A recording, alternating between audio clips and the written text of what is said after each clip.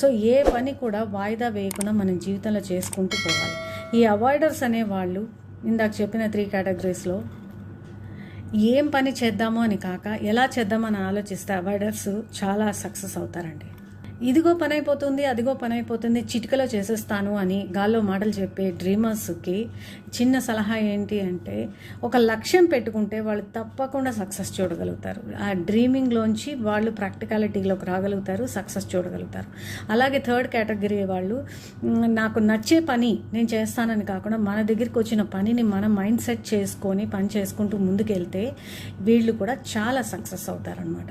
So pleasure seekers కూడా success అవ్వడానికి వచ్చిన పనిని మైండ్ సెట్ మార్చుకుంటూ చేసుకుంటే తప్పకుండా విజయాన్ని సాధిస్తారు. వీళ్ళ ముగ్గురు కూడా ఇలాగా చేసుకుంటే సక్సెస్ వాళ్ళదే అవుతుంది, విజయం వాళ్ళదే అవుతుంది. మీ పిల్లలు కూడా తప్పకుండా ఈ 3 కేటగిరీలో ఏదో ఒక కేటగిరీ ఉంటారు కాబట్టి గుర్తించి దానికి తగ్గట్టుగా మీరు వాళ్ళకి మంచి సలహా